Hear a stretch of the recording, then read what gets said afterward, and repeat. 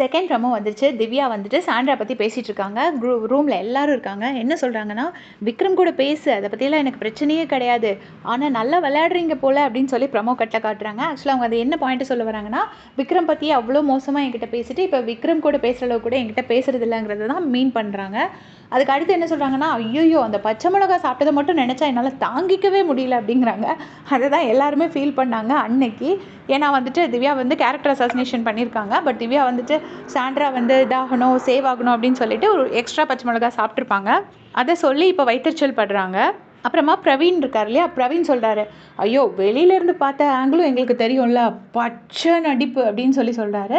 So இதை நிறைய டாக்டர்ஸும் already போட்டுட்டாங்க. இதை நம்ம சொல்லும்போது நம்ம ஏதோ தேவையில்லாமல் ஒருத்தரை பற்றி தப்பாக ஸ்ப்ரெட் பண்ணுறோம் அப்படின்னு நினைக்கிறாங்க. தேவையில்லாமல் யாரை பற்றி தப்பாக ஸ்ப்ரெட் பண்ணி நமக்கு எதுவுமே கிடைக்க போகிறதில்ல. அவங்க பண்ணியிருக்கிறது மேலிங்கரிங், அதுக்கு பேர் மேலிங்கரிங் ஆக்ட் அப்படின்னு சொல்லிட்டு நிறைய டாக்டர்ஸ் இப்போ வீடியோ போட்டாச்சு. நிறைய நீங்களே பார்த்துருப்பீங்கன்னு நினைக்கிறேன்.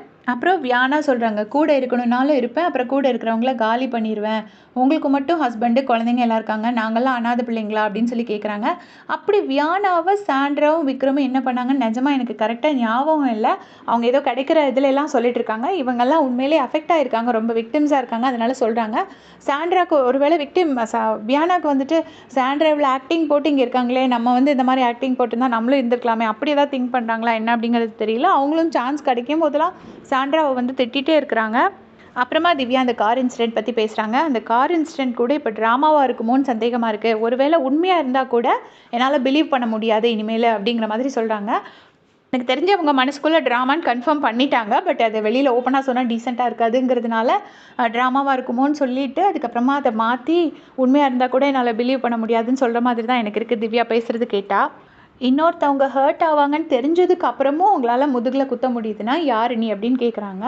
அவங்களே ஹர்ட் பண்ணணும்னு சொல்லி தான் குத்துறாங்க. இந்த இடத்துல வந்துட்டு ஹவுஸ்மேட்ஸ் தான் அவ்வளோ கிளவராக இல்லை சாண்ட்ராவோட கேம் பிளேயை அண்டர்ஸ்டாண்ட் பண்ணுற அளவுக்கு. எல்லாருமே அதுக்கு வந்து ஃபாலோ ஆகிட்டாங்க அப்படின்னு தான் நான் நினைக்கிறேன்.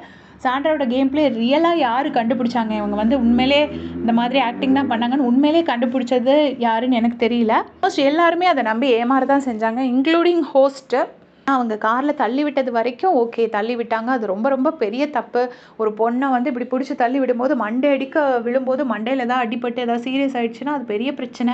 அது எல்லாமே கரெக்டு. ஆனால் அதுக்கப்புறம் வந்து அந்த கமர்தன் சாரி கேட்கும் போதும் சரி, பார்வதி பார்த்தோன்னே பெட்ஷீட் போட்டு ஓடுனதெல்லாம் சரி, அதெல்லாம் கண்டிப்பாக ஓவர் பர்ஃபார்மன்ஸ் தான். அதை எல்லோரும் சொல்ல தான் செய்வாங்க. அதை பற்றி உங்களுடைய கமெண்ட்ஸை சொல்லுங்கள். தேங்க்ஸ் ஃபார் வாட்சிங்.